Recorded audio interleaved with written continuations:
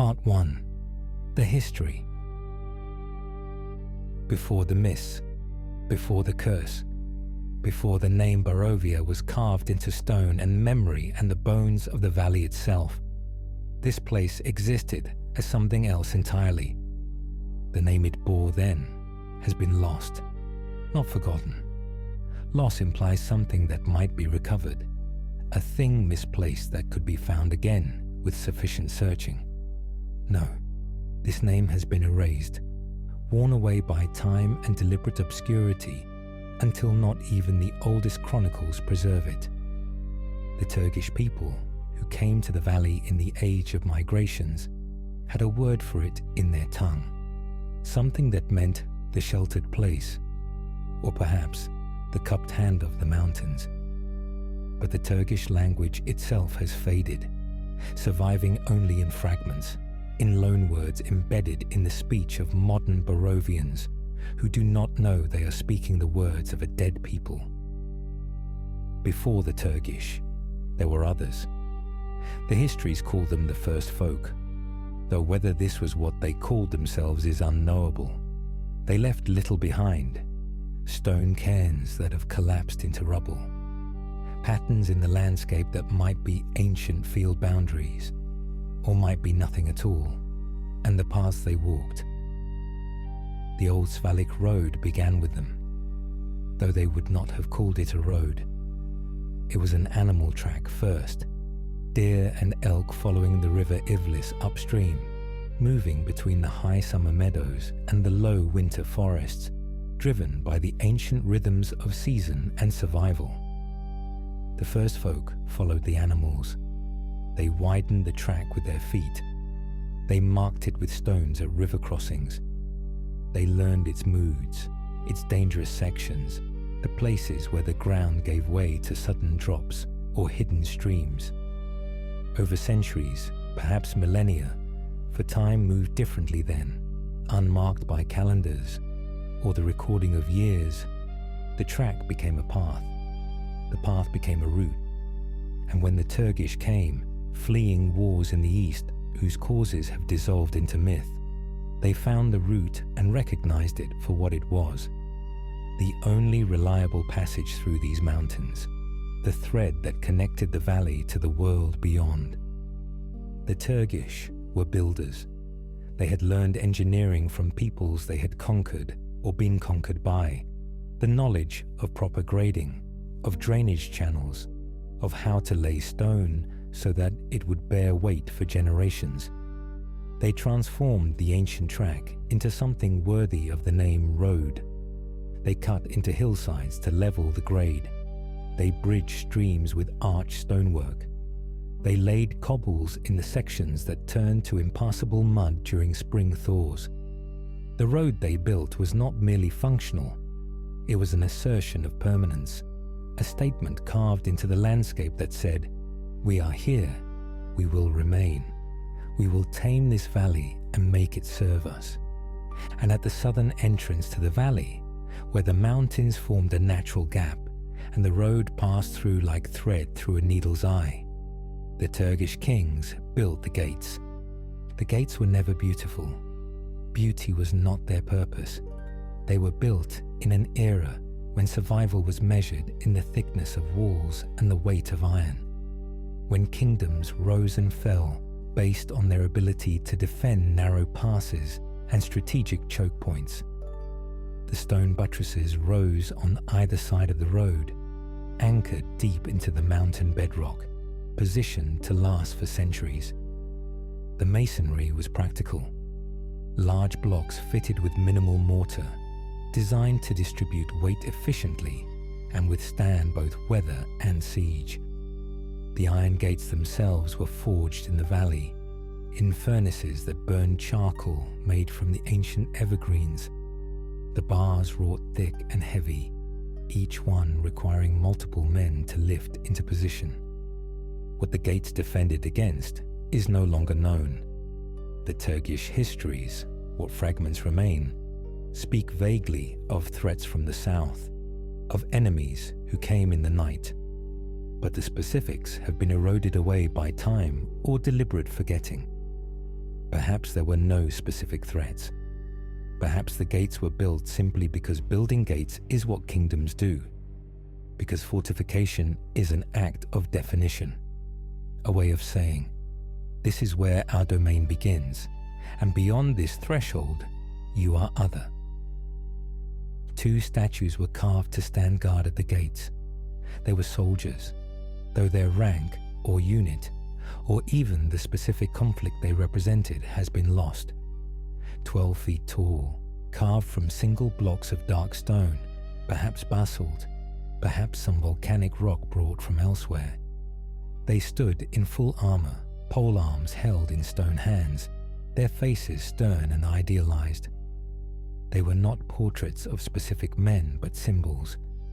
The eternal watchfulness of the kingdom, the price of security, the understanding that peace exists only because someone stands ready to defend it. Those heads no longer sit upon those shoulders. Whether they fell due to weathering or earthquake, or some deliberate act of desecration, the record does not say. They lie now among the weeds at the statue's bases, half buried in moss and earth, their carved features worn to abstraction by centuries of rain and frost. To pass through the gates now is to be observed by guardians who have been blinded, who can no longer see what they were meant to watch for.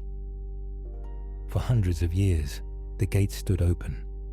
Merchants passed through, carrying grain and timber, and worked metal from the valley, bringing back salt and cloth and news of the wider world. Pilgrims came to visit shrines in the high places. Soldiers marched through when the Turkish kings went to war with neighbors whose names are now as forgotten as the valley's original name. The gates marked a beginning, not an ending. They were a threshold, yes, but a threshold that could be crossed in both directions. They welcomed as much as they warned. Then came Strahd von Zarovich. The histories of his arrival are multiple and contradictory, as histories of transformative events always are. Some accounts say he came as a conqueror, at the head of a disciplined army, and took the valley through military brilliance and ruthless efficiency. Others say he was invited by the Turkish nobility to put down a rebellion, that he arrived as a liberator and only later revealed himself as something else entirely. Still, others claim he arrived alone, walking the Old Svalich Road in the guise of a simple traveler, and that the valley fell to him through sorcery rather than steel. What is certain is this: Strahd von Zarovich conquered the valley in less than a season. The Turkish kingdom, which had endured for centuries, collapsed before him like a structure whose foundation had been secretly rotted away. When the conquest was complete, Strahd renamed the valley Barovia, after his father King Barov, who had died before seeing his son's triumph. It was an act of piety or perhaps of grief. Even monsters can mourn their fathers. Strahd was young then. He was mortal. He was, by all accounts, a brilliant military commander and a capable administrator. He set about transforming his new domain with the efficiency of a man who had spent his life in camps and sieges, who understood logistics and supply lines and the importance of infrastructure. He reinforced roads. He reorganized villages. He rebuilt fortifications. The gates of Barovia received particular attention.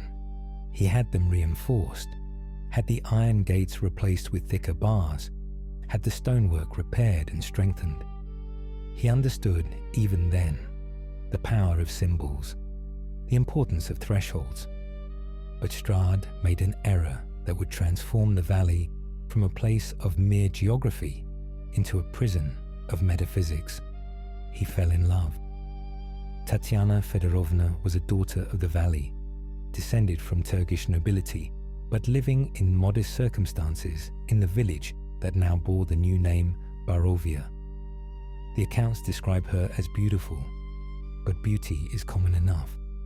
What she possessed, what drew Strahd's attention and obsession, was described as a quality of innocence, of purity, of hope, things that Strahd, who had spent his life in violence and command, had long ago sacrificed or never possessed.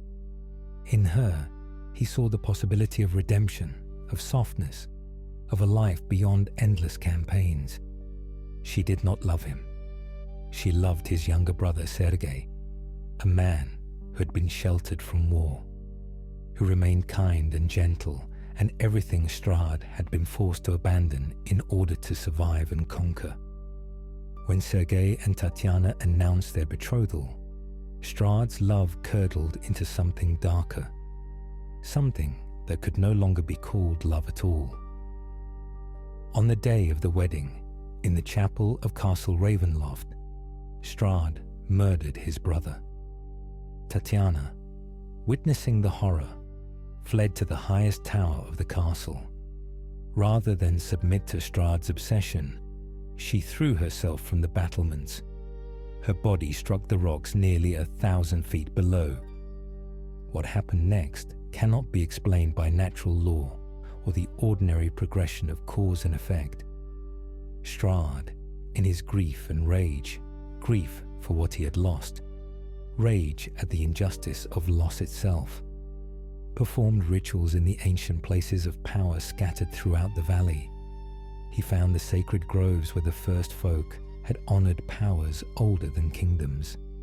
He found the standing stones where the Turgish had made offerings to gods whose names are no longer spoken. He desecrated these places. He spilled blood on sacred ground. He offered himself, his soul, his eternal service, to anything that would give him the power to undo what had been done, to transcend mortality, to exist beyond the reach of death and time. The dark powers answered. What the dark powers are remains unclear. Some scholars suggest they are malevolent deities. Others claim they are fundamental forces of evil given consciousness. Still others believe they are something stranger, possibilities that exist outside normal reality, spaces where the laws that govern the universe operate differently. Whatever they are, they accepted Strahd's offering. They made him immortal. They made him vampire. And they sealed the valley in mists that would permit entry but never exit, transforming Barovia from a place on a map into a domain of dread, a pocket dimension where Strahd would rule forever over a realm that had become his prison as much as that of his subjects. The gates of Barovia changed in that moment. Physically, they remained the same stone buttresses, the same iron bars, the same ancient masonry, but their function inverted. They no longer kept threats out. They kept inhabitants in. Barovians would approach the gates from within the valley, seeking to escape, seeking to return to the world they remembered or had heard of in stories. They would pass through the threshold into the fog beyond. Hours later, or days later, they would emerge from the fog somewhere else within Barovia, sometimes at the gates again, sometimes at another point along the valley's borders. The fog turns them around. It reshapes space. It ensures that those trapped in Barovia remain trapped, walking in circles they cannot perceive, returning always to the place they sought to escape. There is one exception to this imprisonment. The Vistani, the wandering people who had traveled the Old Svalich Road long before even the Turkish arrived, retained their freedom to pass through the mists. They could leave Barovia and return at will. The reason for this exception is debated. Some say Strahd granted it in gratitude for some ancient service rendered before his transformation. Others claim the Vistani possess their own magic, their own pact with powers that predate even the dark powers that claim Strahd. The Vistani themselves do not explain. They accept their freedom as they accept the road itself, as something that simply is, requiring no justification or explanation. The Old Svalich Road, between the gates and the high villages, follows the course of the river Ivlis as it tumbles down from the mountains. In several places, the river drops dramatically in cascades and falls. The most spectacular of these falls drops nearly 1,000 feet, a white torrent plunging into a dark pool surrounded by sheer stone cliffs. For centuries after Strahd's transformation, this cascade had no name beyond practical descriptions. The falls, the high falls, the place where the river drops. But a century before the current era, long after Strahd's transformation had become accepted history, long after hope had become a scarce commodity measured out in small portions, a man named Czerdzimir Bobriszczov stood on the ancient stone bridge that spanned the chasm above the falls. Czerdzimir was unremarkable in every way that history typically measures. He was a villager from Barovia, likely a farmer or laborer, a man whose name would have been forgotten immediately upon his death had he died in any ordinary way. But Czerdzimir had loved a woman, and she had died. The accounts vary as to how: illness, accident, perhaps by her own hand. In Barovia, the causes of death are often multiple and overlapping, the body giving up because the soul has already surrendered. Czerdzimir found himself unable to continue in a world that no longer contained her. This inability was not weakness or cowardice, but a simple recognition of fact, the way one might recognize that a broken tool cannot perform its function, that a structure with a destroyed foundation cannot stand. He walked to the bridge above the falls. He climbed over the low stone wall that separated the roadway from the chasm beyond. He stood for a moment. Witnesses later claimed to have seen him, though what they saw was a figure distant and indistinct in the perpetual mist, looking down at the falls, at the water that fell and fell and fell into darkness and spray. Then he stepped forward. His body was recovered from the pool 3 days later. The locals, moved by the tragedy, or perhaps by the recognition that Czerdzimir's despair was merely their own despair given visible form, renamed the falls in his memory. They called it Cer Falls, a corruption of his name, shortened and softened until it sounded almost like a word from some older language, something that might have meant sorrow or letting go if such a language existed. The pool at the base of the falls became Cer Pool, and in the century since, others have followed Czerdzimir's path. The bridge over Cer Falls has become a destination for those who have decided they cannot endure another day in Barovia, who have concluded that falling is better than continuing to stand. The specific number is unknown and unknowable, but it is not small. Some nights, particularly on nights when the mist is thick and the wind moves through the chasm in certain ways, travelers report hearing a voice crying from somewhere near the bridge. The voice seems to come from the mist itself, rather than from any specific location. It might be Czerdzimir's spirit, unable to find rest even in death. It might be the composite grief of all those who have chosen the falls over another dawn in this cursed valley.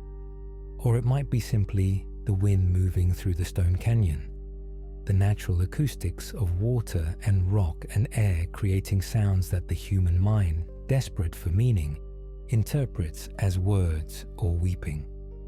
The truth of the voice does not matter. What matters is that travelers hear it and recognize it for what it represents. The accumulated sorrow of a place where hope is a luxury that few can afford, where despair is so common it has been given geography, where a man's grief was considered worthy of permanent commemoration because it was the grief of everyone, given a name and a location and a story that would persist long after the man himself had dissolved into the dark water of the pool below. This is the history of the Old Svalich Road. This is the weight it carries through time, the forgotten first folk and their animal paths, The Turkish kingdoms rise and fall. The gates that change from threshold to trap. Strahd's transformation and the sealing of the valley. Tsurtsimir's grief and the century of grief that followed. The road remembers all of it. The stones remember. And as you walk this path, as you follow in the footsteps of countless travelers who came before, some seeking escape, others seeking only to reach the next village, all of them moving through a landscape that has become architecture, that has been shaped by tragedy into something both beautiful and terrible. You walk through layers of accumulated memory, through sediment of history, through the deep time of a place that has seen everything and forgotten nothing. This is where we begin. Part 2. The environment. The Svalich Woods are not a forest in the way that word is typically understood. A forest implies growth, change, the cycle of seasons bringing new life each spring. A forest suggests diversity, young saplings competing for light, clearings where older trees have fallen. The progression from seedling to ancient patriarch playing out across generations. The Svalich Woods are something else. A climax ecosystem frozen at the end of its succession. A community of trees so ancient and so dominant that they have ceased to permit change. The evergreens that define this landscape are towering conifers, rising 70 to 100 feet before their trunks finally taper and spread into the dense canopy that blocks the sky. These are not the neat, symmetrical Christmas trees of lower elevations or managed forests. These are old trees, gnarled and twisted by centuries of mountain weather, their trunks scarred by lightning strikes and ice damage, their bark deeply furrowed and blackened with age. The species vary: pine, spruce, fir, but their character remains consistent. They have survived by becoming almost identical in their survival strategies. Thick bark to resist fire and cold, branches that shed snow rather than breaking under its weight, root systems that spread shallow and wide rather than deep, better suited to the thin mountain soil. The pines are perhaps the most numerous. Their needles come in bundles, 2 or 3 or 5 needles clustered together, depending on the specific species, though differentiating between the various pines would require the trained eye of a botanist, and botanists rarely visit the Svalich Woods. What matters is not the taxonomic specificity, but the cumulative effect. These pines exude resin constantly, especially in warmer weather, and that resin creates the scent that permeates the forest, ancient, slightly sweet, the smell of living wood protecting itself against disease and insect damage. The trunks of the pines are massive at their bases, often 6 or 8 feet in diameter, the bark formed into rough rectangular plates separated by deep fissures. These fissures collect moisture and become home to moss and lichen, creating vertical gardens that run from ground level up to the first branches, 30 or 40 feet above. The spruces are darker, their bark a deep brown grey that appears almost black when wet. Their needles are shorter and sharper than the pines, arranged in spirals around the twigs, creating a bottle brush appearance.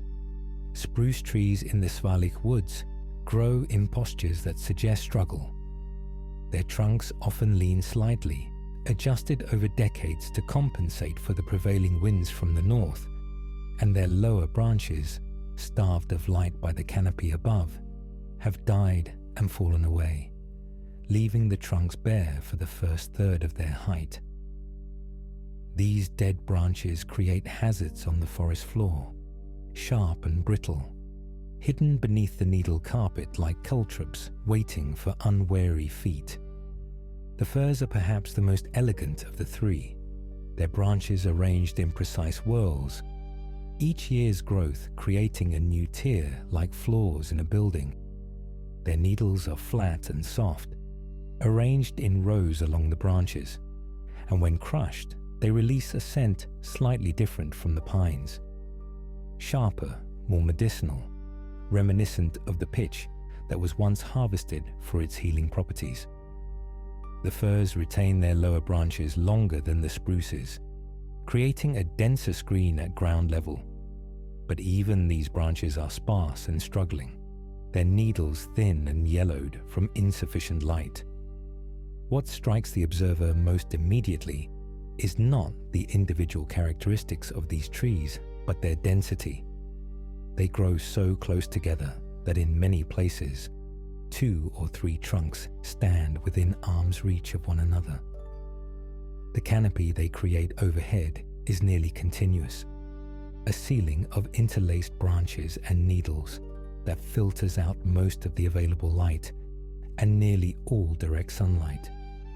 During summer, when the sun traces its highest arc, a few beams might penetrate to the forest floor, but these are rare and transient, moving as the sun moves, never illuminating the same spot for more than a few minutes.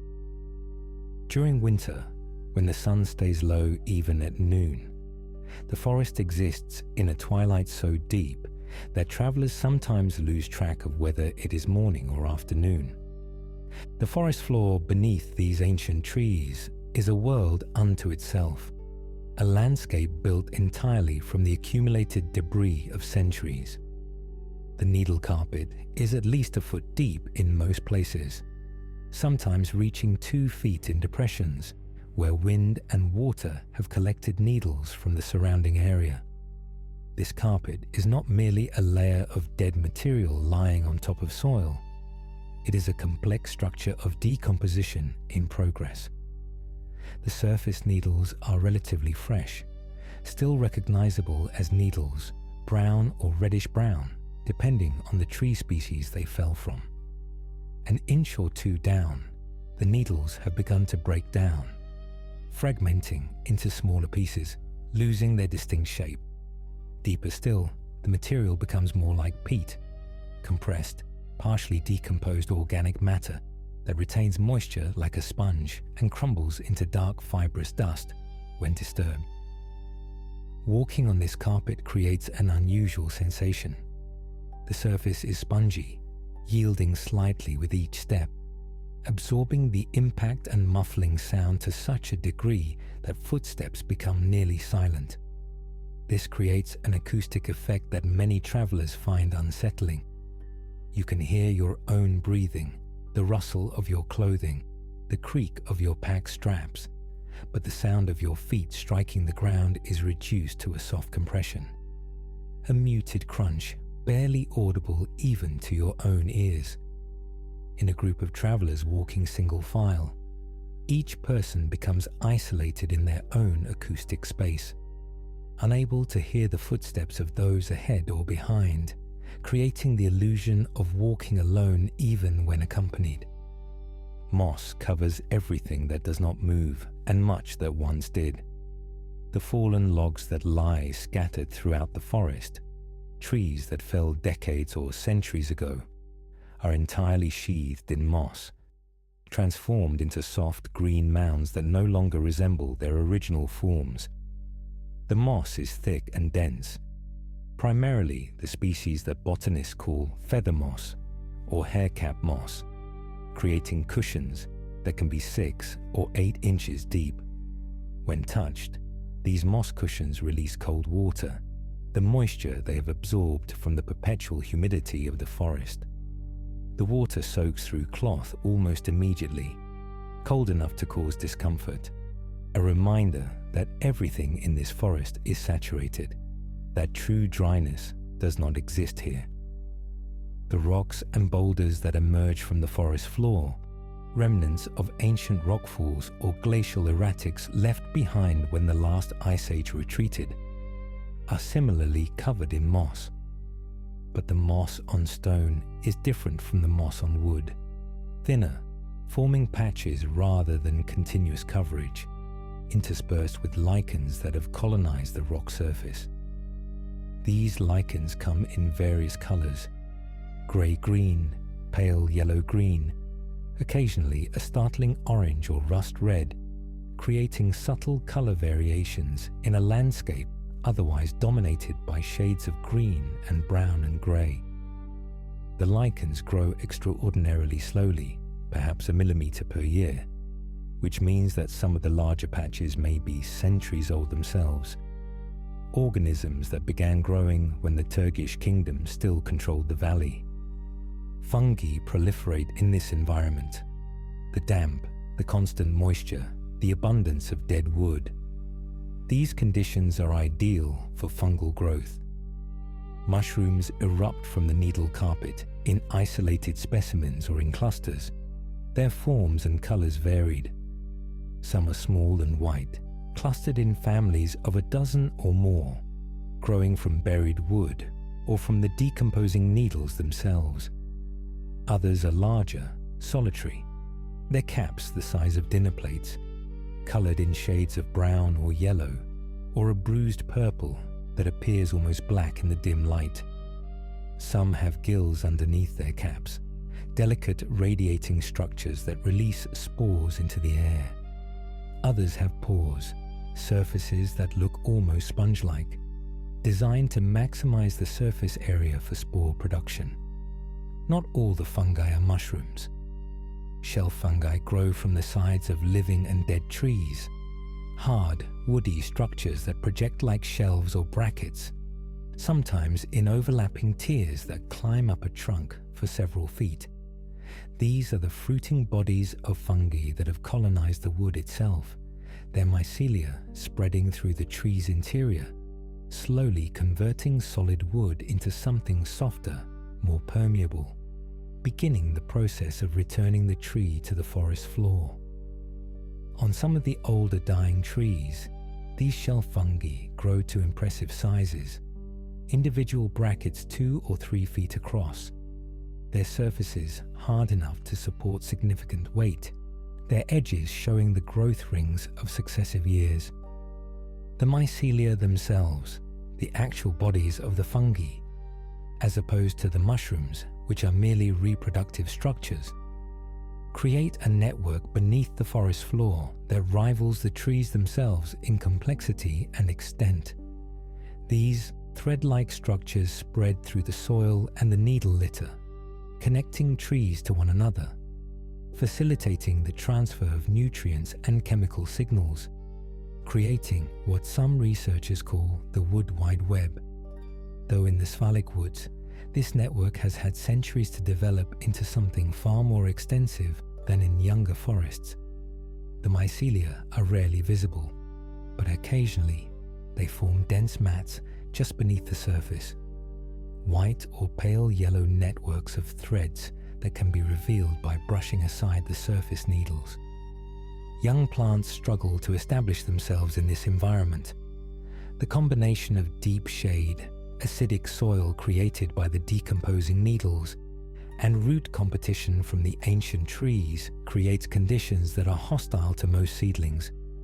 Occasionally, where an old tree has fallen and created a gap in the canopy, young evergreens manage to germinate and begin their slow climb toward the light. But most of these seedlings will not survive to maturity. They will be overtaken by the lateral growth of neighboring trees, or they will exhaust their energy reserves before reaching sufficient size to compete for resources. The few that do survive become part of the ancient forest, adding their canopy to the continuous ceiling, closing the gap that allowed them to exist in the first place. The understory is minimal. In most forests, there would be a layer of smaller trees and shrubs between the forest floor and the canopy, but in the Svalich Woods, this layer is largely absent. The lack of light makes it impossible for most understory species to survive. What vegetation does exist at this level is sparse. The occasional fern growing from a moss-covered log, where it can reach slightly higher toward the available light.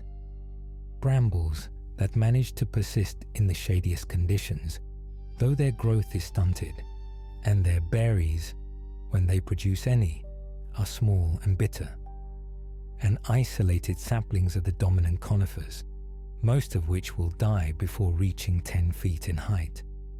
The River Ivlis is the defining water feature of this landscape, running parallel to the Old Svalich Road for much of its length before feeding the dramatic cascade at Falls. The river is not wide, perhaps 15 feet across in most places, occasionally widening to 20 or 25 feet, where the valley floor flattens slightly. But what it lacks in width, it compensates for in depth and velocity. The water runs swift and cold. It sources the snowmelt from the high peaks of the Ballinok Mountains that form the valley's northern boundary. The clarity of the River Ivlis is remarkable, especially given the darkened environment through which it flows. In most rivers running through dense forest, one would expect the water to be dark, stained by tannins leached from decomposing vegetation, the bottom obscured by sediment and organic matter. But the Ivlis runs clear enough that the bottom is visible even in sections where the water is several feet deep. This clarity results from the nature of its source. Snowmelt from granite peaks carries minimal sediment and very little organic material. The water is essentially pure mountain runoff, cold and clean, filtered through rock and snow. The temperature of the water is cold enough to be dangerous. Immersion would cause numbness within minutes, the body's extremities losing sensation as blood flow is redirected to the core in an attempt to maintain vital organ function. Prolonged exposure would lead to hypothermia, the core body temperature dropping as the cold water conducts heat away faster than the body can generate it. During winter months, the river carries ice crystals, not frozen solid, for the current is too swift for that, but containing suspended fragments of ice that give the water a slightly opaque quality, a milkiness that is visible in the splash and spray where the water strikes rocks. The riverbed is composed primarily of rounded stones and small boulders, polished smooth by the water's constant passage. These stones are predominantly granite, grey and speckled with black mica, though occasional stones of different composition appear, darker basalt, lighter quartzite, the full geological diversity of the mountains laid out in miniature along the riverbed. The water's sound is constant, a rushing that varies in pitch and volume depending on the river's width and the obstacles it encounters. In narrow sections where the current concentrates, the sound becomes a loud rush, almost a roar. In wider, calmer sections, it subsides to a gentler splash and gurgle. The banks of the river show the effects of spring flooding. The Ivlis swells considerably during the spring melt, when warming temperatures release the winter's accumulated snow in a rush of water that can raise the river level by several feet. The evidence of these floods is visible in the debris lines, accumulations of branches, logs, and organic matter deposited at high water mark, now stranded above the current level. The vegetation near the bank is sparse, unable to establish permanent root systems in soil that is alternately flooded and exposed. The terrain surrounding the Old Svalich Road rises gradually but persistently as one moves north from the gates towards Falls. This rise is not dramatic on a moment-by-moment basis, perhaps 100 feet of elevation gain per mile. But over the course of several miles, the cumulative effect becomes noticeable. The valley floor, relatively flat near the gates, gives way to the foothills of the eastern mountains. The road begins to climb more steeply in places, requiring the construction of stone steps where the grade becomes too steep for carts and wagons. The sense of enclosure intensifies with elevation. The mountains that frame the valley, which might have seemed distant from the gates, draw closer as the road climbs. The walls of the valley become more prominent, more oppressive, creating the feeling of walking through a funnel or a gradually narrowing passage. By the time one reaches Ter Falls, the sense of being hemmed in on all sides by stone and water and ancient forest is nearly complete. The sky, what little of it is visible through the canopy and the perpetual mist, appears as a narrow strip of grey directly overhead, the mountains enclosing the view on all sides. Snow is visible on the upper peaks throughout the year, even during summer when the valley floor reaches its warmest temperatures, which are never truly warm, merely less cold. The highest peaks retain their white crowns. This perpetual snow serves as a reminder of the elevation, of the marginal nature of this environment, of how close this valley sits to the edge of habitability. The snow line varies with the seasons, retreating upward during summer, descending lower during winter, but it never disappears entirely. In winter, snow can fall at road level, accumulating in drifts that make travel difficult or impossible for weeks at a time. The air grows noticeably colder with increased elevation. The effect is gradual but cumulative. Each 100 feet of climb brings a drop of perhaps half a degree in temperature. By the time one reaches the bridge at Ter Falls, standing hundreds of feet higher than the gates, the difference is substantial enough to require additional clothing, to transform breath into visible mist even during summer afternoons. The cold is not merely atmospheric. It seems to radiate from the stone itself, from the ancient rocks that form the canyon walls, from the spray generated by the falls that hangs in the air as a cold mist. This is the environment of the Old Svalich Road, a forest that has aged beyond the normal cycle of forest succession. Trees that have stood for centuries creating a canopy so dense that the ground beneath exists in perpetual twilight, a carpet of needles deep enough to muffle all sound, moss covering every surface with patient, persistent growth, fungi decomposing and transforming the accumulated debris of ages, a river running clear and cold from mountain snow, and a terrain that rises gradually toward the mountains, toward the falls, toward the sound of water plunging 1,000 feet into darkness and spray. It is beautiful in its way, this environment, but it is a beauty without comfort, a magnificence that does not care whether you appreciate it or not. The forest does not welcome, it endures. The trees do not shelter, they observe. The river does not provide, it flows indifferent to thirst or drowning, and the mountains that frame it all rise in permanent witness, holding the valley in their cupped hands, refusing to let it go. This is where we walk. Part 3. The sensory walk. Stand still for a moment. Before taking the first step onto the Old Svalich Road, before beginning the walk that will carry you through the ancient forest toward the distant roar of the falls, simply stand at the threshold and breathe. The first breath brings the weight of the air itself. It is not the clean, sharp air of high mountains, though the elevation is considerable, nor is it the close, stifling air of lowland valleys, where humidity presses down like a physical presence. This air occupies a middle ground, carrying density without oppression, heaviness without suffocation. Each inhalation requires conscious effort, as though the atmosphere has substance, as though you are breathing something thicker than air should be. The sensation is not unpleasant, merely notable, a reminder that this place exists at an altitude where the ordinary rules of lowland breathing do not fully apply. The scent comes with that breath, settling into the lungs, coating the passages of nose and throat with its particular character. Pine resin dominates, not the bright, Christmas-scented pine of cultivated trees or young forests, but something older, more complex. This is the smell of ancient wood, of trees that have been producing resin for centuries, protecting themselves against disease and insect damage, with the same chemical compounds their ancestors developed millennia ago.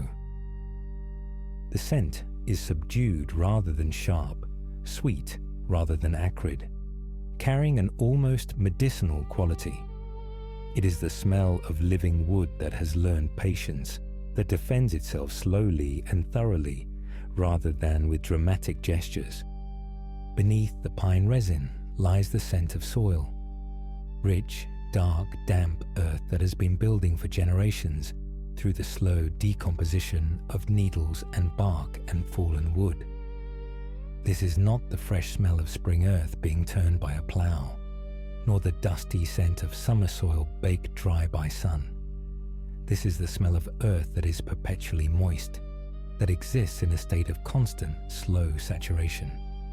The moisture is not dramatic, no standing water, no obvious wetness, but it is pervasive, present in every handful of soil, every layer of the needle carpet, every breath of air that moves through the forest.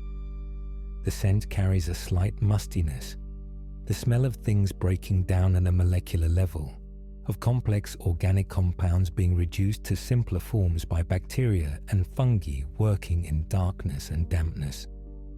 And underneath both of these, so faint that you might not notice it at first, so subtle that it reveals itself only after you have been standing still for several minutes, breathing slowly, allowing your senses to adjust to the environment, is the aroma of decay.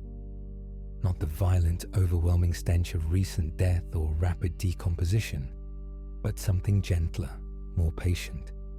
This is the smell of the forest floor doing its work, of logs that fell decades ago slowly returning to soil, of needles that dropped last autumn or 10 autumns ago, gradually surrendering their structure and becoming part of the underlying matrix.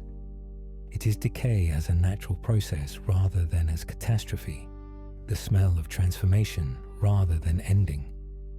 The combination of these scents, resin, damp earth, subtle decay, creates a perfume that is distinctly and uniquely the Svalich Woods.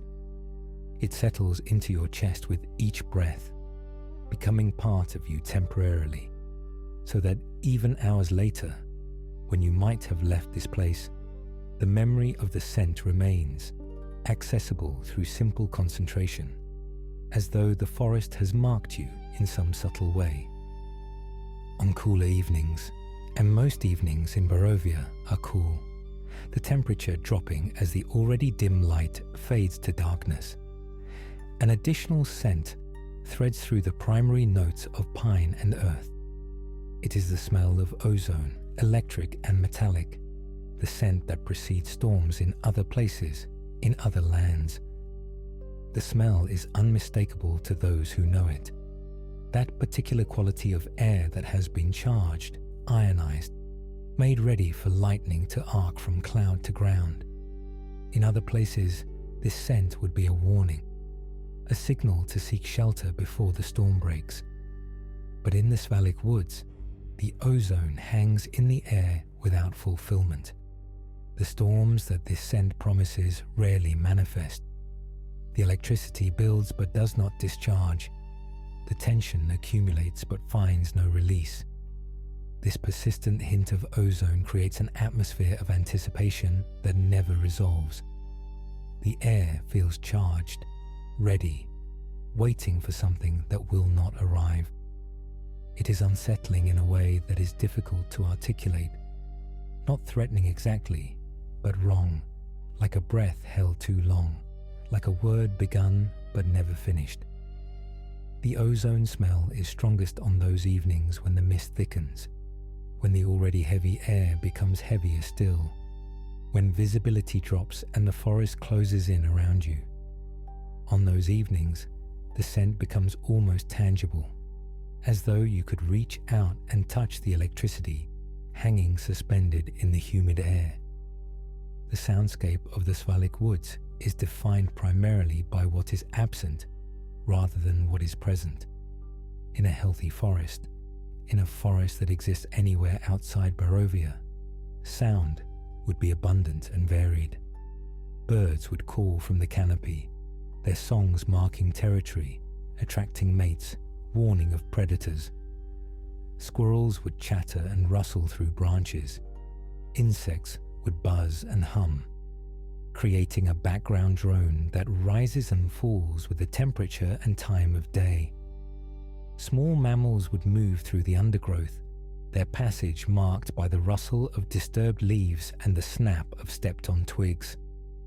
None of these sounds exist in the Svalich Woods.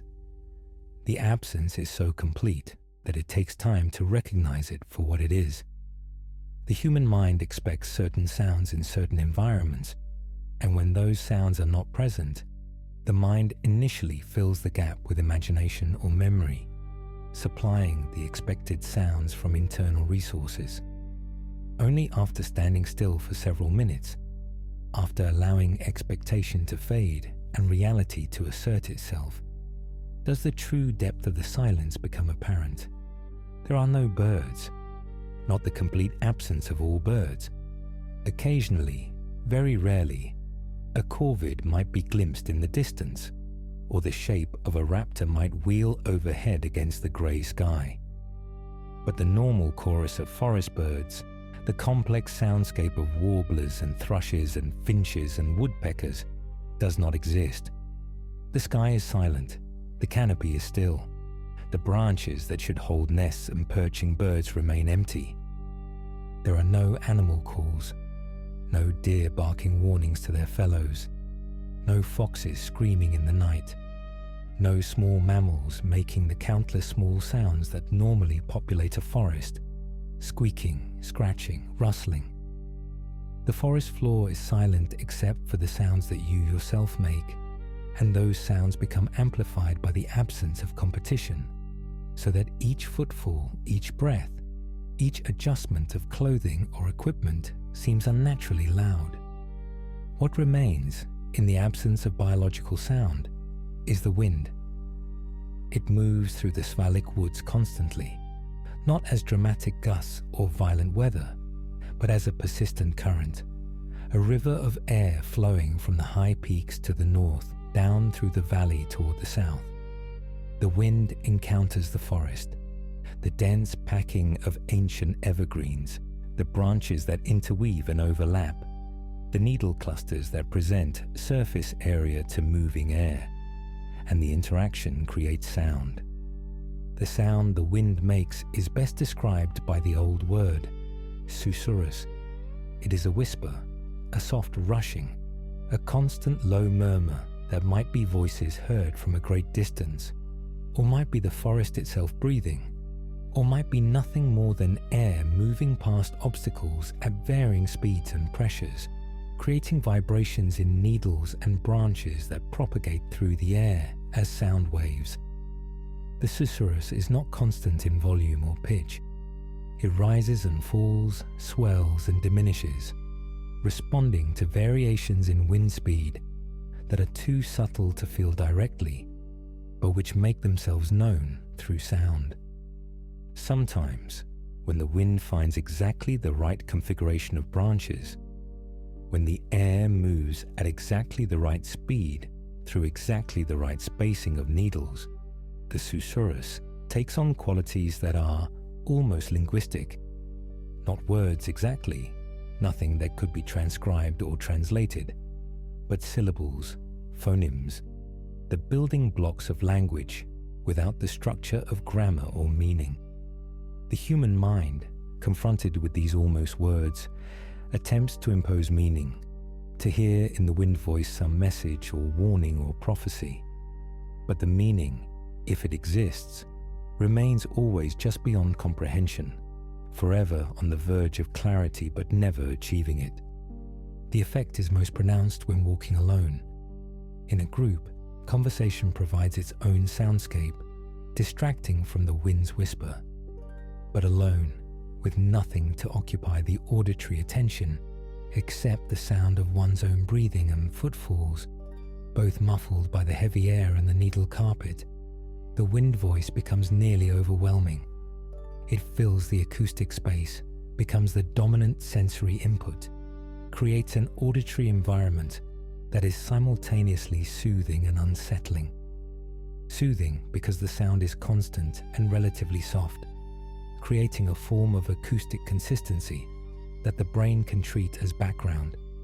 Unsettling because the almost words, the suggestion of meaning where no meaning exists, keeps the conscious mind engaged in fruitless pattern recognition, unable to fully relax into the sound. As you walk deeper into the forest, following the road as it winds between the massive trunks of the ancient evergreens, another sound becomes perceptible beneath the wind's whisper. It is the sound of water, the river Ivlis, running somewhere to the east, parallel to the road but rarely visible through the dense trees.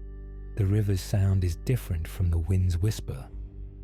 Where the wind creates a susurrus, the river creates a rush, a deeper, more consistent sound that speaks of volume and momentum, of water moving with purpose and power. The sound reaches you as a soft splash and gurgle, attenuated by distance and the sound-absorbing properties of the forest. It is not loud, but it is constant, unchanging in its fundamental character, even as small variations play across its surface. A momentary increase in volume as the river narrows and the current accelerates. A brief, bubbling quality as water flows over a particular configuration of rocks, a hollow echo where the river has undercut its bank and created a small cave or overhang.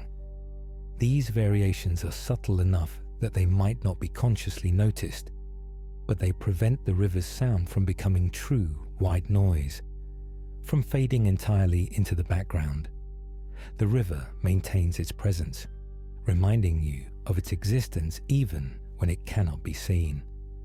The river's sound carries coldness with it, though sound itself has no temperature.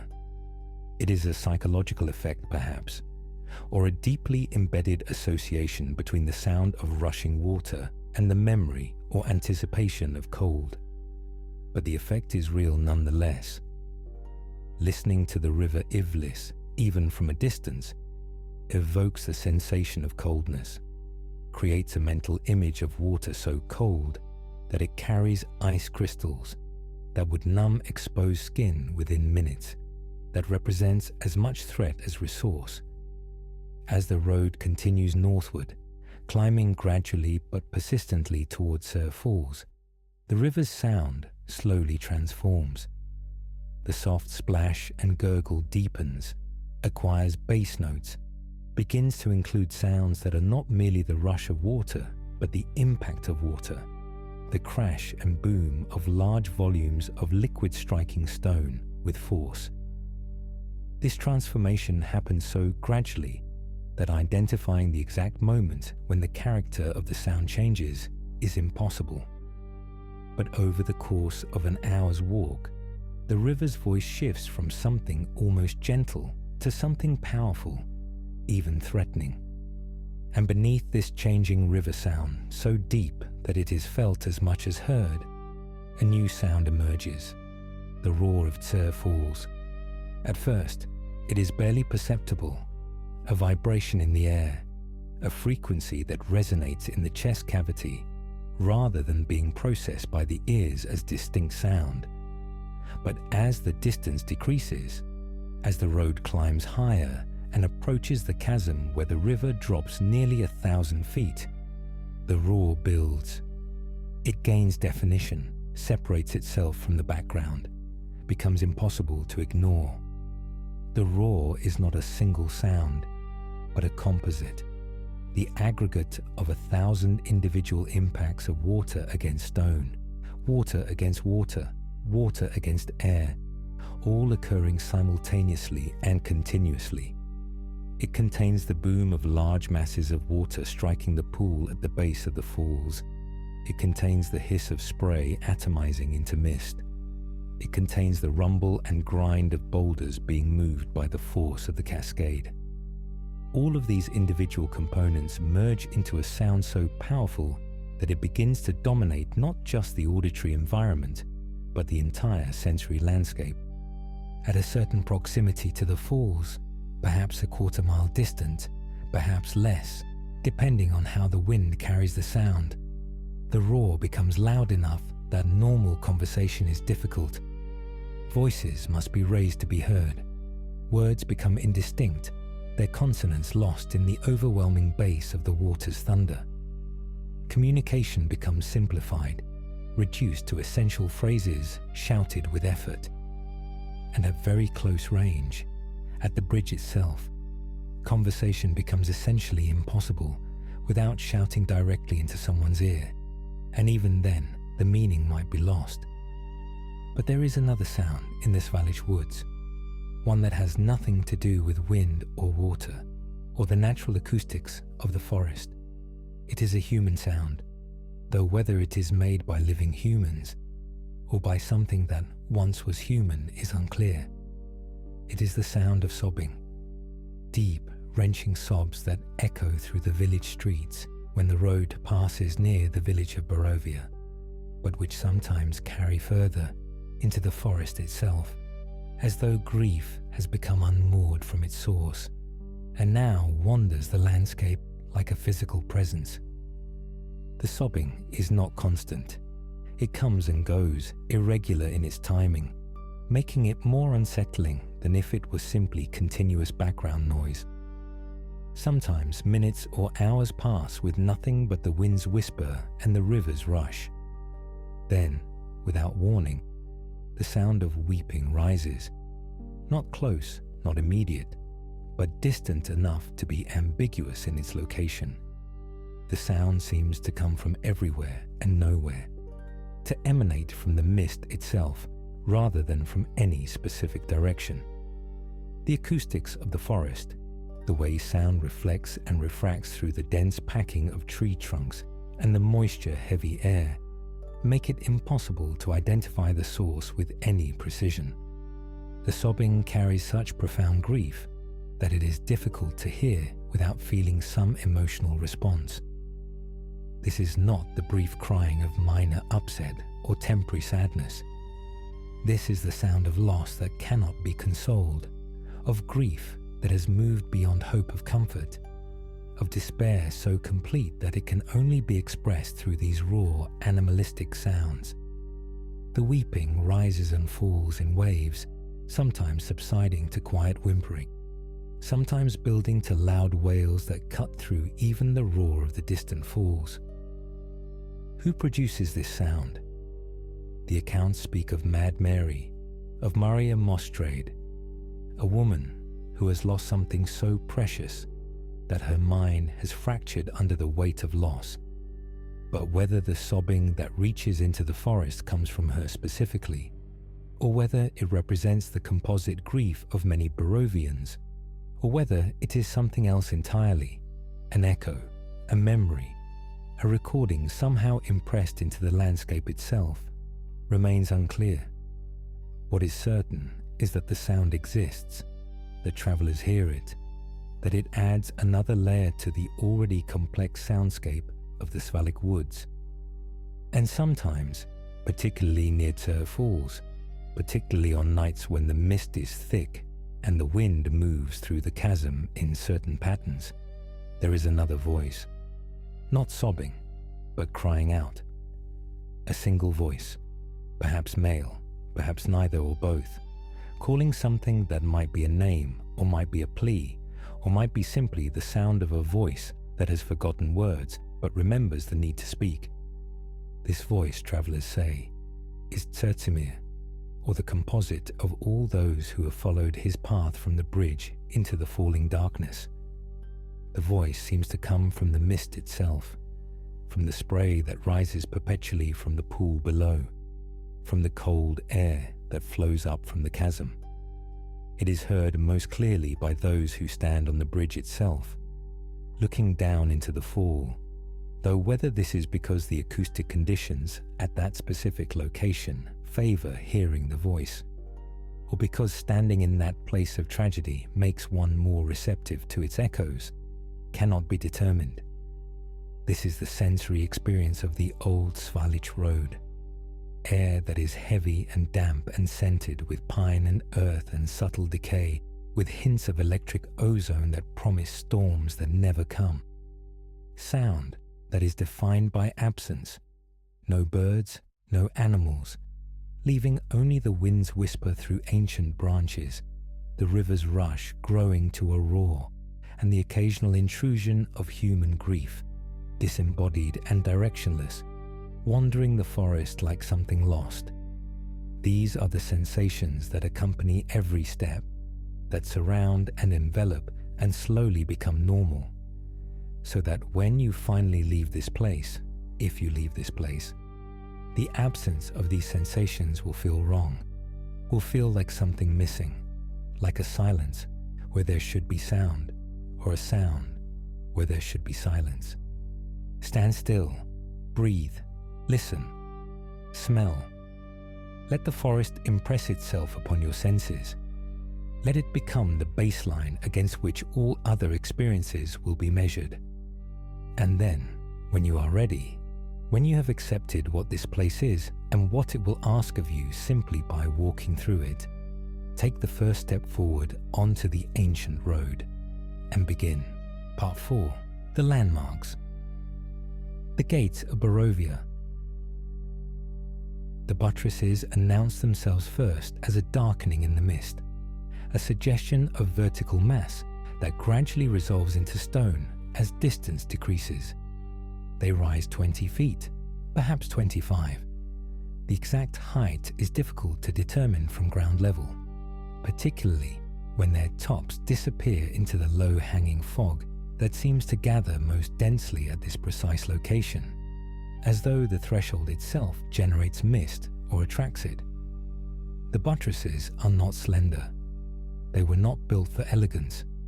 Each is roughly 10 feet square at its base, constructed with a slight taper as they rise, the profile designed not for aesthetic consideration, but for structural necessity, to distribute the immense downward force of their own weight into the bedrock below, to resist the lateral forces of wind and weather and time. The stone is granite, quarried from the mountains that surround the valley. When this stone was first cut and dressed, perhaps 1,000 years ago, perhaps more, it would have been pale grey, almost white in direct sunlight, its surface flecked with black mica that caught and reflected light. But centuries of exposure have transformed it. The surface has darkened to a uniform grey that borders on charcoal, a colour that seems to absorb light rather than reflect it. This darkening is not merely surface staining. It penetrates into the stone itself, the result of moisture working into the microscopic pores, carrying minerals and organic compounds, staining the crystalline structure from within. The stone has become the colour of storm clouds, the colour of deep water, the colour of ash from fires that burned so long ago that even their smoke has dispersed and been forgotten. The masonry is remarkable in its precision, particularly given its age. The blocks are large, each one perhaps 3 feet by 2 feet by 2 feet, weighing hundreds of pounds, requiring teams of workers and probably draft animals to position. They were cut square, their faces dressed flat with tools whose marks are still faintly visible if you approach close enough and run your hand across the surface. Parallel lines, where the stonecutter's chisel worked methodically across the face, smoothing it to receive the block above.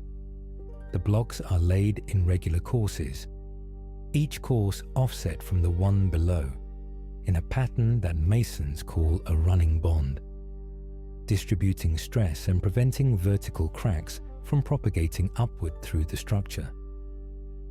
Between the blocks, where mortar was used to fill the gaps and provide additional bonding, the joints are thin, no more than ½ an inch in most places.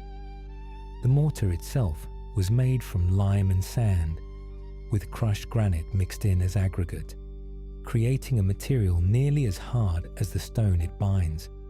But mortar, however well made, is always the weak point in masonry.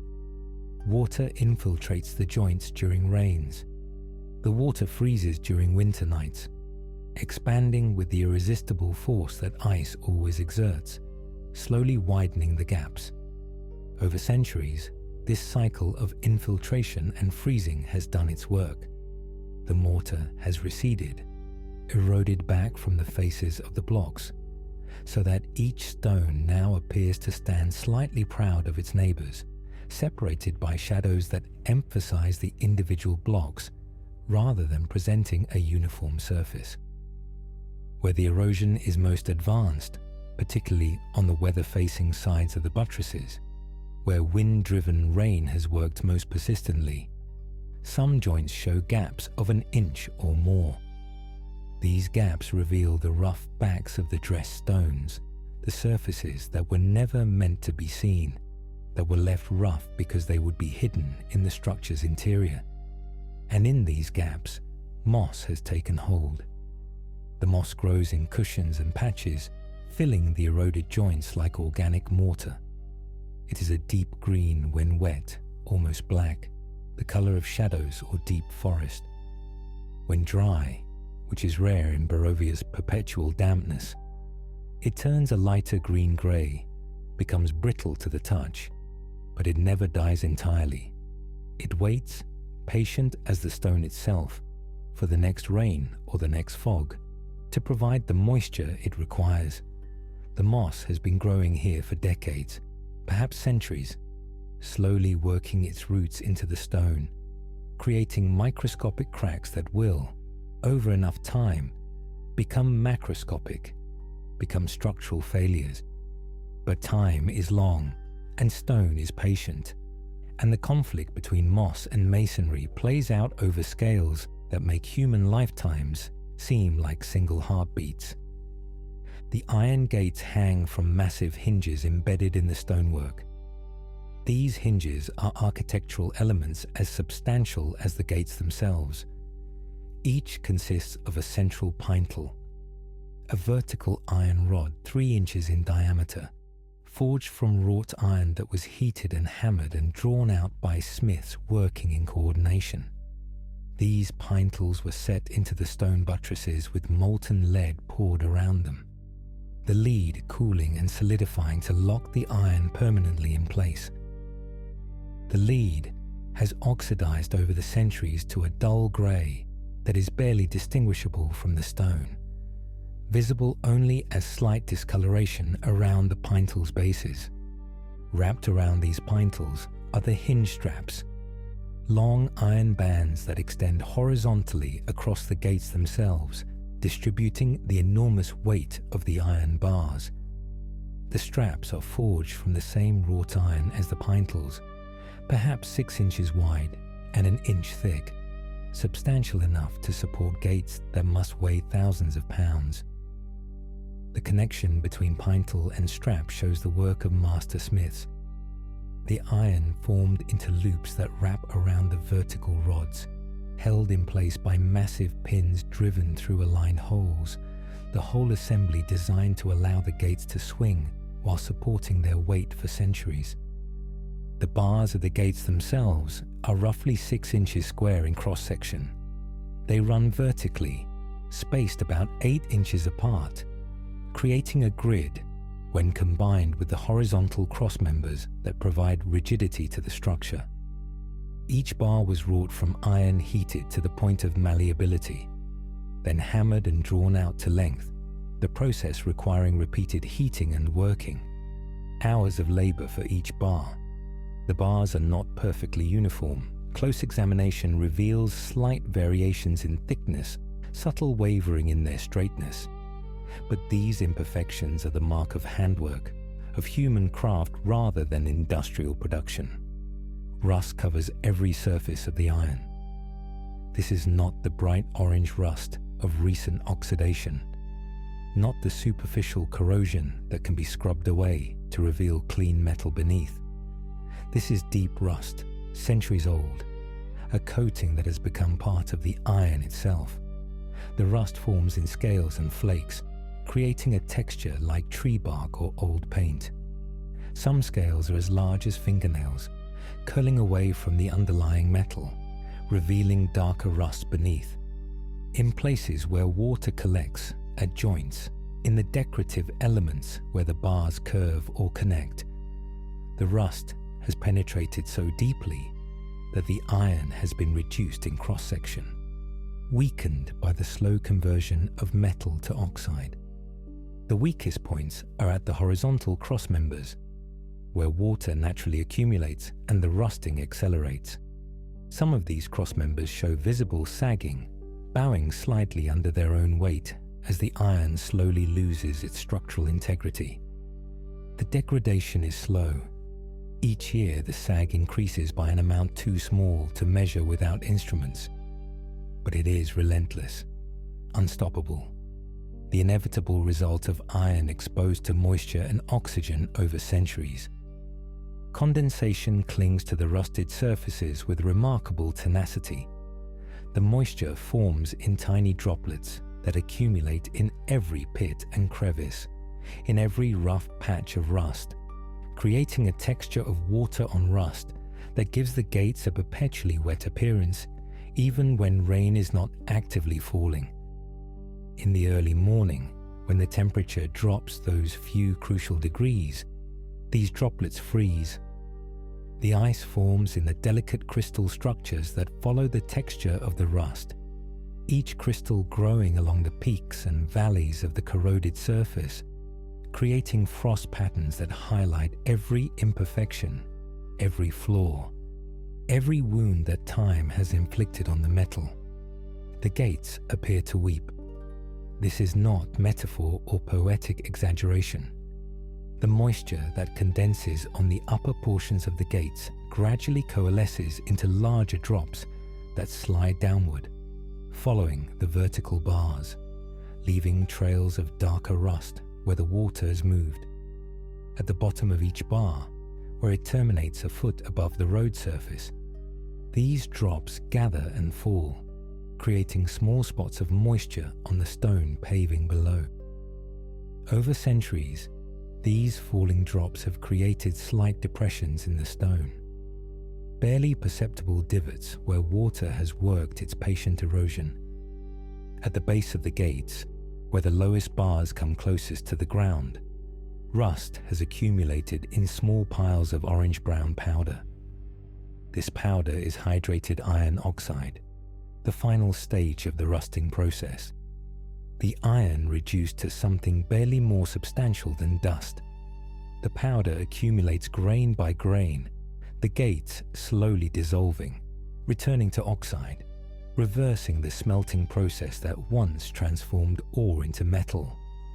The piles are small, hardly noticeable, unless you kneel to examine them closely, but they represent the inevitable fate of all iron, to return, eventually, to rust and earth. The two statues that flank the gates stand in positions that suggest they were designed as mirror images. They face each other across the road, eternal sentinels locked in perpetual observation of the space between them. Each statue was carved from a single block of stone, not the granite of the buttresses, but a darker stone, perhaps basalt or some other volcanic rock. The stone was already dark when quarried, nearly black, and the centuries have darkened it further until the statues appear as silhouettes even in what passes for daylight in Barovia. Forms that seem to absorb light rather than reflect it. The statues are 12 feet tall, measured from the base of the pedestal to the stump of the neck where the heads once sat. The proportions are heroic rather than realistic. The chests are broader than life, the arms thicker, the legs like pillars. This is the aesthetic of monuments designed to be viewed from a distance, to impress through scale and mass, rather than through delicate detail. Each figure wears armor rendered in stone with surprising precision, overlapping plates across the chest, each plate distinct and separated by carved lines that represent the leather straps or rivets that would hold real armor together. Pauldrons on the shoulders, their curves following the anatomical structure of shoulder joints. Vambraces on the forearms, detailed enough that individual buckles and straps are suggested in the carving. The stone carvers who created these figures understood armor intimately. They had studied it, had perhaps worn it themselves, had spent enough time examining how metal plates articulate and overlap to render these details in permanent stone. The work represents hundreds of hours of skilled labor, the initial roughing out of the form from the massive block, then the gradual refinement, the addition of detail, the careful carving of each plate and strap and buckle, all done with hand tools, chisels and mallets, working stone that was hard enough to resist the tools, that required patience and precision and strength. The hands that grip the pole arms are massive, each finger as thick as a normal man's wrist. The fingers are articulated, knuckles are shown. The slight variation in finger length is preserved. The way the fingers wrap around the weapon's haft is anatomically correct. The pole arms themselves are tall weapons with axe-like blades mounted on 8-foot halves, held vertically with the butts resting on the pedestals and the blades pointing upward. Or they were once vertical. Centuries have not been kind to these weapons. One pole arm leans noticeably, the stone half showing a crack near its midpoint where weathering has weakened the structure. The crack is perhaps an inch wide, visible as a dark line, and it threatens to propagate further with each freeze-thaw cycle. The other pole arm has lost the tip of its blade, a chunk of stone perhaps 2 feet long, now lying among the weeds at the statue's base, broken off decades or centuries ago. The heads of the statues lie scattered in the vegetation around the pedestals. One head rests face up, positioned as though looking at the sky it can no longer see. The features have been worn nearly featureless by rain and frost. The eye sockets are shallow depressions, barely distinguishable from the surrounding stone. The nose is a slight ridge, its original sharp edge worn round. The mouth is suggested rather than rendered, a horizontal indentation where lips once were carved. All the fine detail, the particular expression the sculptor intended, the individual characteristics that might once have made this face distinct, has been eroded away, leaving only the vague suggestion of a human face. The other head lies face down, half buried in the accumulation of needles and moss and earth that has built up over the centuries. Only the back of the helm is visible, and here the preservation is better. The helm was carved with decorative elements, ridges and channels that served no functional purpose on a stone head, but which mimicked the decorative elements that real helms of the period bore. These deeper carvings have survived when the flatter surfaces eroded, the channels protecting themselves through their depth, creating shadows that have persisted through the centuries. How the heads were removed from the bodies remains a mystery that the stones themselves cannot answer. There are no obvious signs of deliberate destruction, no chisel marks suggesting someone attacked the statues with tools, no evidence of hammering or prying. The breaks at the necks are relatively clean on both statues, suggesting a structural failure rather than vandalism. Perhaps an earthquake, centuries ago, was sufficient to snap the stone at its weakest point, the narrow neck where the full weight of the head created maximum stress. Or perhaps frost was the culprit, water seeping into microscopic cracks during autumn rains, then expanding with irresistible force during winter freezes, slowly widening the cracks over decades until finally the stone gave way and the heads toppled. The pedestals on which the statues stand are themselves noteworthy. Each is roughly 6 feet square and 3 feet tall, constructed from the same granite as the buttresses. But unlike the buttresses, which were built from carefully dressed blocks, the pedestals appear to have been carved from single pieces of stone, monoliths that would have required extraordinary effort to quarry and transport and position. Moving a block of granite this size, weighing many tons, would have required teams of workers, probably oxen or horses, specialized equipment for lifting and levering, and careful planning to avoid disaster. The top surfaces of the pedestals show weathering patterns that develop only over centuries. Slight depressions have formed where water has pooled during rains, the accumulated water very slowly dissolving the stone, eating into it at a rate measured in millimeters per century. In these depressions, lichens have established themselves, flat crusts of grey and pale green that are barely distinguishable from the stone itself unless examined very closely. The lichens are composite organisms, fungi and algae living in symbiosis, and they grow extraordinarily slowly.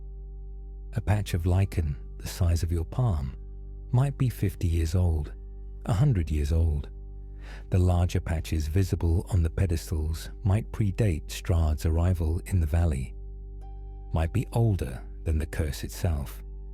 Organisms that have persisted through centuries of darkness and mist, growing so slowly that they seem almost geological rather than biological.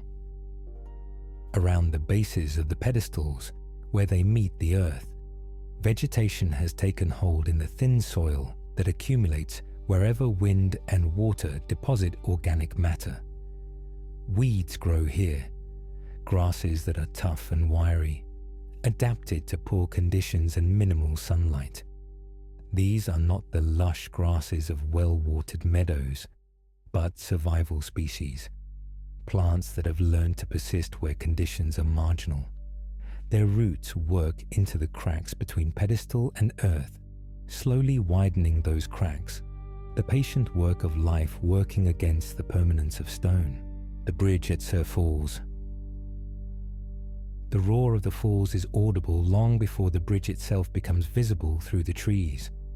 The sound builds gradually, starting as a low vibration that is felt more than heard, growing in volume and definition as the road climbs and the distance decreases. By the time the forest finally opens and the chasm reveals itself, the sound has become overwhelming, a sustained roar that contains within it the crashes and booms of individual impacts, the hiss of spray, the underlying rumble of immense volumes of water in violent motion. The bridge appears as a grey arc spanning the void, old stone weathered to nearly the same colour as the mist that rises perpetually from the pool below. The structure is an arch bridge, the design that has been proven over millennia, a curved span that converts the downward force of its own weight and any load it carries into compression forces directed along the curve and into the abutments at either end. This is elegant engineering reduced to its essentials, stone that is strong in compression, arranged in a form that places it entirely in compression, creating a structure that can span large distances and bear heavy loads while requiring no tensile strength that stone does not possess. The arch is constructed from carefully shaped voussoirs, wedge-shaped blocks that fit together to form the curve. Each voussoir is roughly 2 feet wide at its visible face and 18 inches deep into the bridge, carved from local granite with precision that ensures each block fits tightly against its neighbours. The curve of the arch is not perfectly circular but slightly pointed, the profile suggesting construction or reconstruction during a period when Gothic architectural principles dominated, when the pointed arch was understood to distribute forces more efficiently than the rounded Roman arch. The apex of the arch rises approximately 30 feet above the road surface at mid-span. This height was not chosen arbitrarily, but represents a careful calculation, high enough to create an arch that spans the chasm efficiently, low enough to avoid making the approach grades too steep for loaded carts and wagons. The resulting profile is graceful in its mathematics, a curve that satisfies both structural necessity and the human eye's appreciation for proportional relationships. The abutments that support the arch at either end are massive structures built into the natural rock of the chasm walls. These are not mere piles of stone, but carefully engineered structures designed to resist both the horizontal thrust of the arch, the outward force that any arch exerts on its supports, and the potential for the chasm walls themselves to shift or settle. The abutments are constructed in heavy courses, each course laid with the same precision as the arch itself. The blocks fitted together with minimal mortar. The abutments extend back into the rock, anchored by their own mass, becoming part of the mountain itself, rather than merely resting upon it. The road surface of the bridge is paved with flat flagstones, large irregular slabs that have been fitted together like a puzzle. The flagstones show centuries of wear. Their surfaces have been dished by the passage of countless feet and hooves and wheels, worn down in the traffic areas while remaining relatively rough and original textured at the edges where traffic does not concentrate. The dishing is not dramatic, perhaps half an inch at the deepest points, but it creates a visible record of where travelers walked, where carts rolled, where the accumulated passage of centuries has very slowly abraded the stone. The joints between flagstones have widened over time, filled now with a mixture of sand and organic debris that has worked its way into the gaps. In some of these joints, small plants have established themselves, hardy species that can survive in minimal soil, that can tolerate being walked on occasionally, that persist through determination rather than ideal conditions. Their roots work deeper into the joints, slowly widening them. The eternal conflict between stone that wants to remain in place and life that finds opportunity in every crack and gap. On either side of the roadway, low walls provide protection against falling into the chasm below. These walls rise perhaps 3 feet above the road surface, constructed from the same granite as the rest of the bridge. The tops of the walls are wide enough to sit on, perhaps 18 inches across, and show the wear of countless hands gripping them, countless travelers leaning against them to look over the edge into the fall below. The stone has been worn smooth by this contact, polished by the accumulated friction of skin against stone. The oils from human hands very gradually altering the surface texture. The inner edges of the walls facing the roadway remain relatively sharp, the original dress surface preserved because it experiences less contact. The outer edges facing the chasm have been rounded by weathering, by rain and frost working on exposed stone for centuries, softening the angles, transforming sharp edges to curves. At the 4 corners of the bridge, 2 at each end, gargoyles perch on extended stone plinths that project from the wall tops. These are not decorative miniatures but substantial sculptures, each one perhaps 6 feet long from nose to tail and 4 feet tall. They are carved as demonic figures, composite creatures that combine features from various animals into forms that exist nowhere in nature. The bodies might be leonine or draconic. It is difficult to say with certainty, as the weathering has softened the details. The heads combine features of bats and reptiles, with large ears or horns projecting upward, mouths open to reveal carved teeth, eyes that are hollow sockets staring outward over the chasm. The wings are folded along the backs, suggesting creatures at rest rather than in flight. The wings show traces of carved feathers or perhaps scales. The distinction is no longer clear. Individual elements suggested in the stone by parallel grooves that create texture. The carving is detailed despite the weathering, indicating sculptors who possess both skill and time, who work stone with patience and precision to create these guardian figures. The gargoyles serve a functional purpose beyond their symbolic role as protectors or warnings.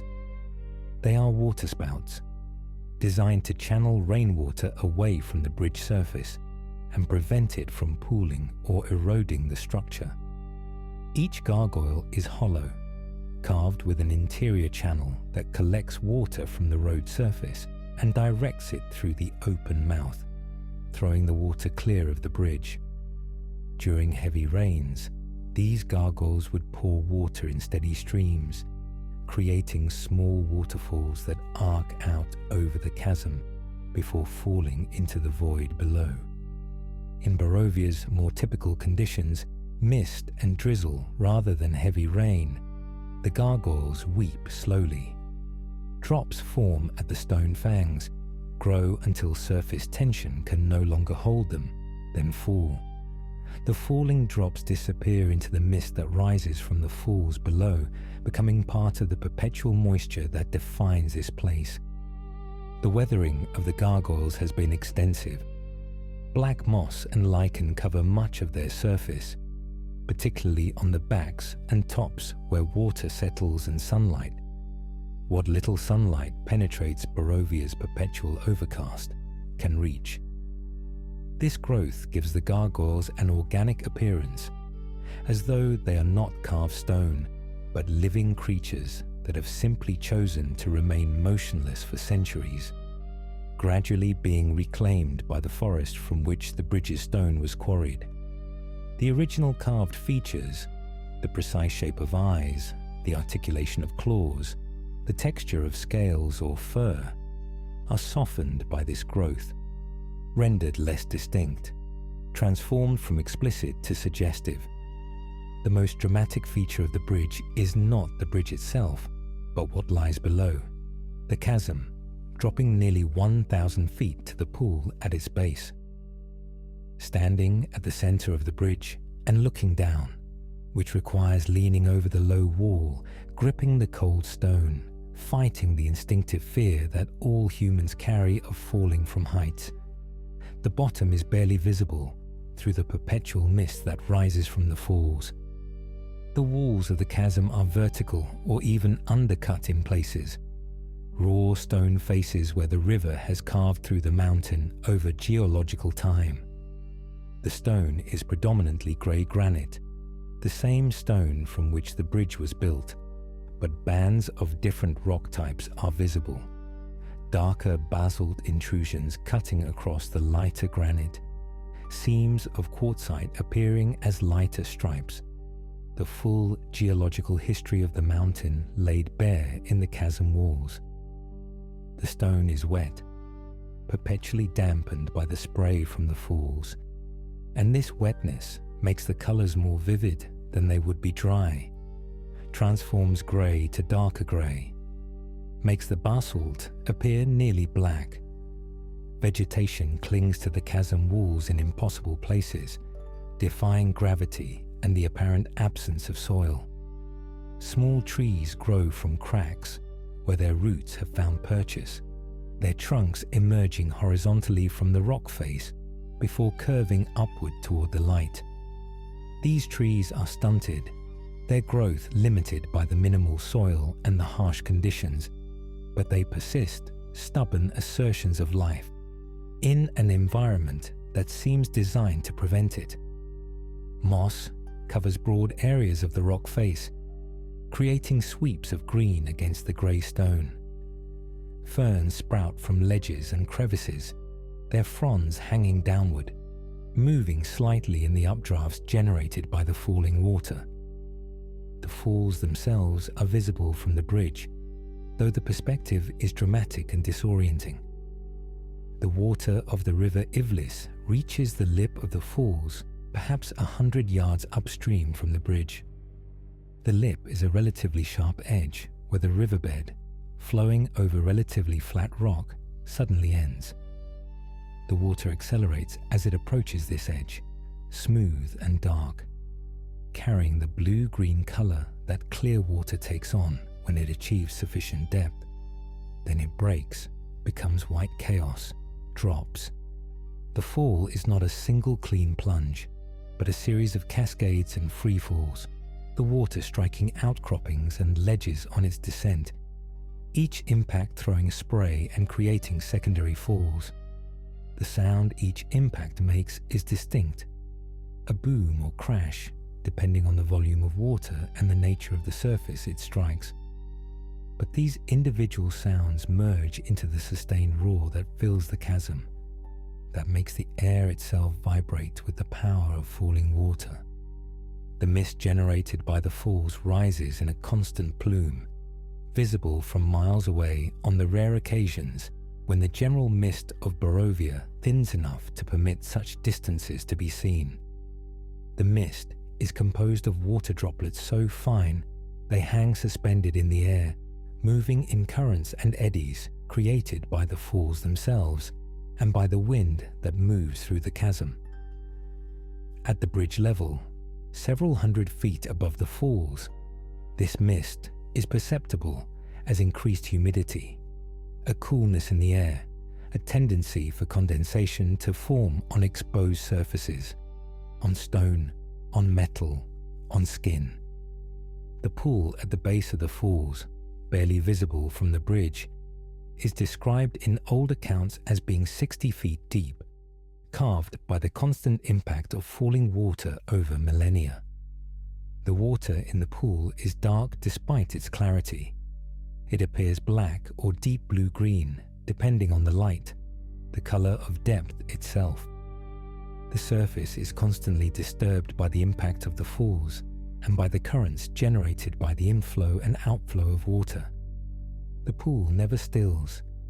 It is perpetual motion, perpetual violence, perpetual transformation of potential energy into kinetic energy, of height into sound and spray and erosion. This is where Tertimir stood. This is where others have stood since.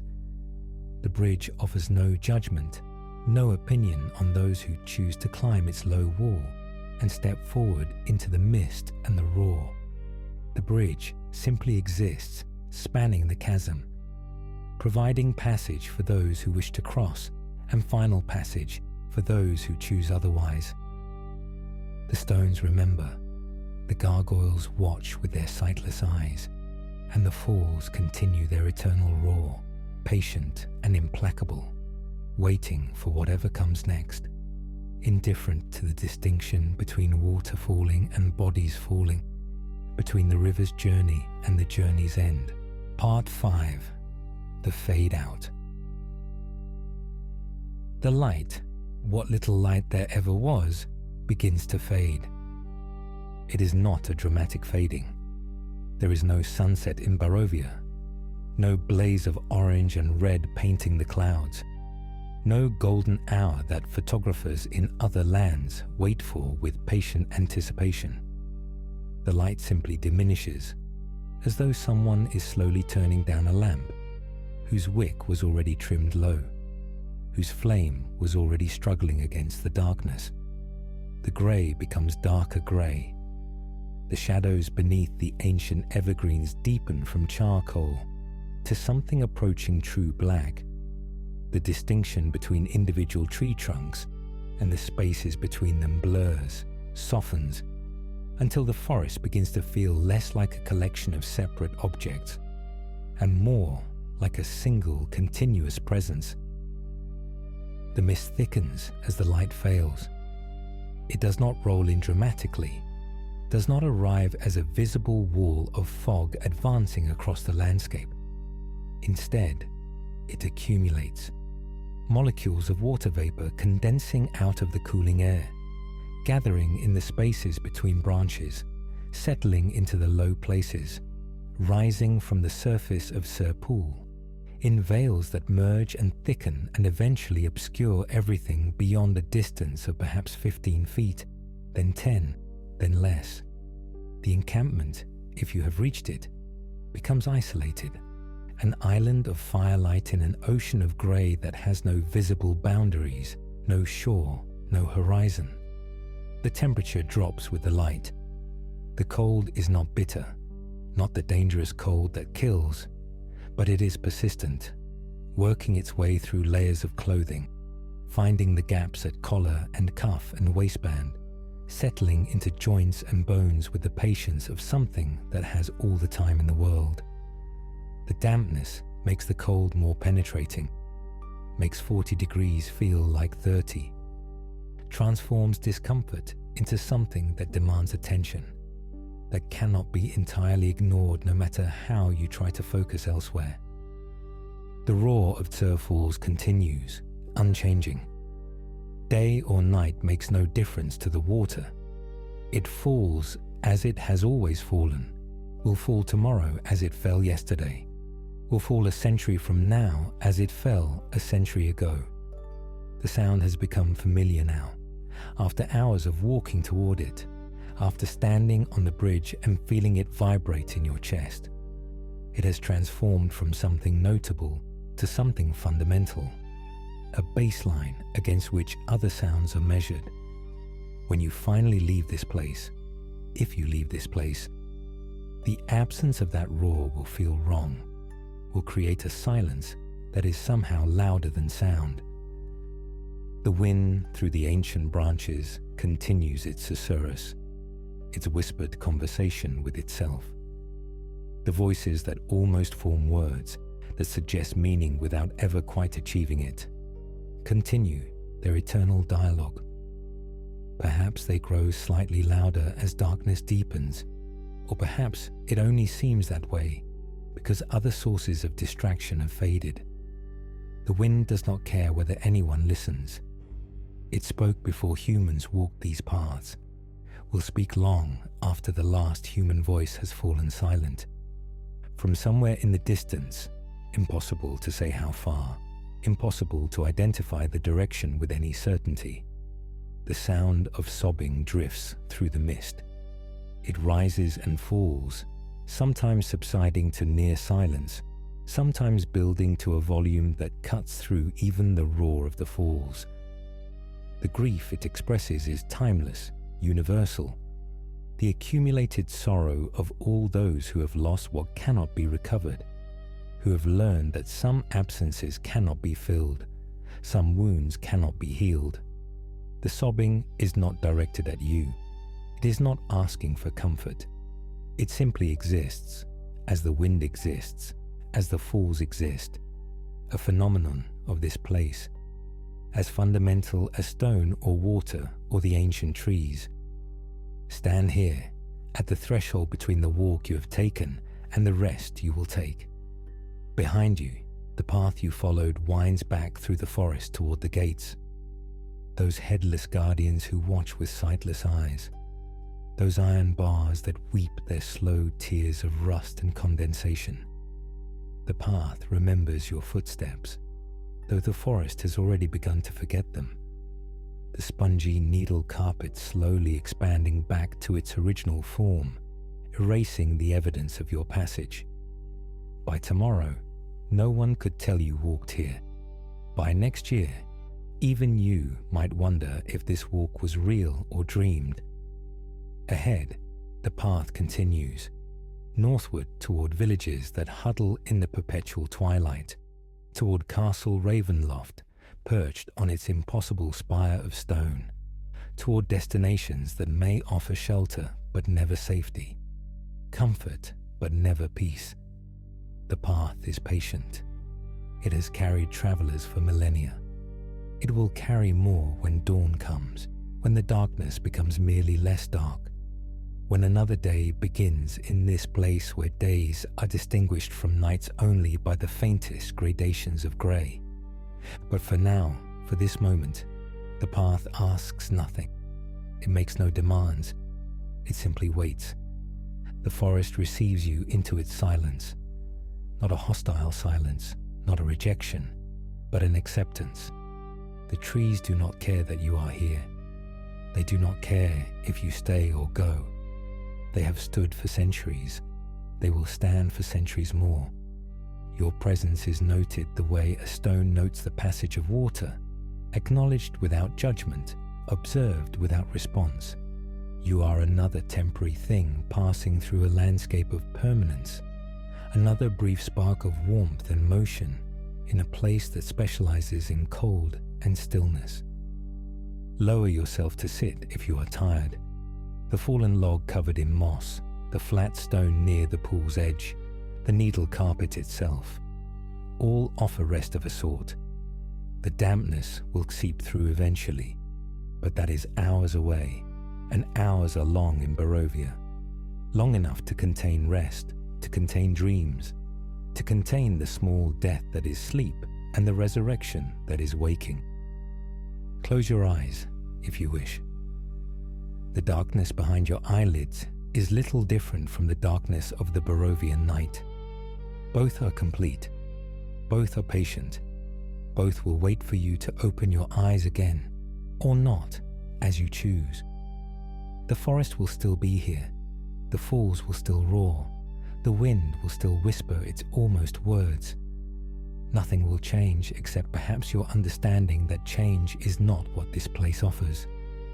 What it offers instead is continuity, the eternal return of the same. The understanding that this moment, this specific configuration of mist and stone and ancient wood, this particular quality of dim light and cold air and distant water, has existed before and will exist again. Yesterday was like this. Tomorrow will be like this. 10 years ago was like this. 10 years hence will be like this. Time moves differently here, or perhaps does not move at all. Perhaps simply cycles through the same states again and again. A wheel turning in darkness, going nowhere because there is nowhere to go. Let the roar of the falls become a lullaby. Let the wind's whisper become a bedtime story told in a language you do not need to understand. Let the cold and the damp become familiar, become comfortable, become the baseline of existence.